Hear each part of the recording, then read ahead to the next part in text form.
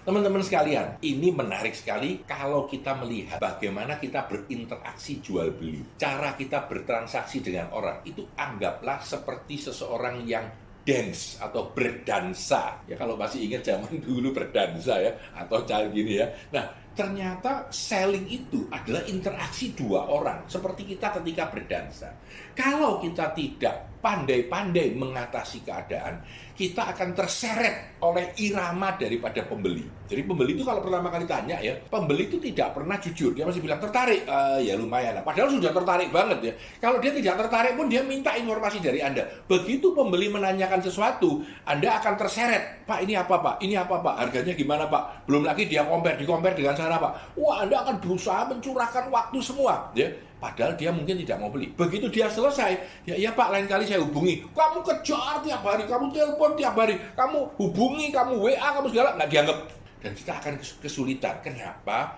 Karena cara kita berdansa dengan pembeli di dalam jual beli ini, kita terseret oleh irama dari pembeli. Irama pembeli ini seperti apa? Minta informasi, nggak mau komit, nggak mau disuruh pasti beli, nggak mau. Ya Pak, saya lihat-lihat dulu ya. Lalu mempermainkan, di sana lebih murah Pak, ya loh ya. Bapak harganya kurang bagus gitu. Tapi ditanya ya harga termurah yang Bapak mau berapa? Ya tergantung Bapak, nggak mau ngomong, nggak mau komit. Nah, ini menarik karena semua sales yang junior, yang pertama kali masuk baru tahu, selalu dipermainkan pembeli.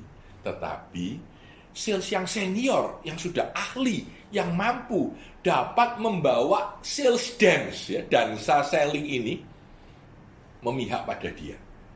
Caranya gimana? Caranya kita harus sadar dulu.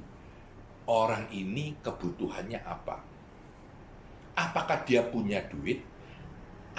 Siapa yang mengambil keputusan dan dia mau apa? Dan kalau kita sadar dengan itu, kita memberikan informasi sesuai yang dia butuhkan. Kita berikan informasi yang dia butuhkan. Kita tanyai, kamu punya kekuatan apa? Kamu yang artinya dansa antara penjual dan pembeli ini, yang memimpin adalah penjual, yang memimpin adalah kita. Nah, dalam teori buyer and seller dance atau dansa antara penjual dan pembeli, kalau kita mampu mengendalikan dansa ini, mengendalikan hubungan ini, kita akan jauh lebih mungkin sukses daripada kalau kita kut-kut ya dipermainkan pembeli. Pembeli seolah-olah ingin beli tapi sebetulnya enggak. Besoknya di telepon enggak ada, di WA enggak ada, itu biasa. Jadi Anda harus bisa memegang kendali. Pembeli itu ada yang dia pasti beli, ada yang tidak pasti beli, ada yang pasti tidak mau beli. Kalau Anda sudah kejar sekali, kejar 2 kali, kejar 3 kali, begitu Anda merasa ini bukan pembeli, dilepas. Bukan berarti dilupakan sama sekali. Mungkin dihubungi lagi sebulan lagi atau apa ya. Tapi tidak ada gunanya memaksa, padahal dia sudah lari dan mungkin beli sama orang lain. Teman-teman, pekerjaan sebagai selling adalah pekerjaan terhormat. Teknik-teknik berjualan harus dikuasai. Bayangkan ketika Anda berinteraksi dengan seorang pembeli, itu adalah sebuah dansa. Kalau memungkinkan, Andalah yang memegang prinsip dansa itu supaya lebih mungkin terjadi deal.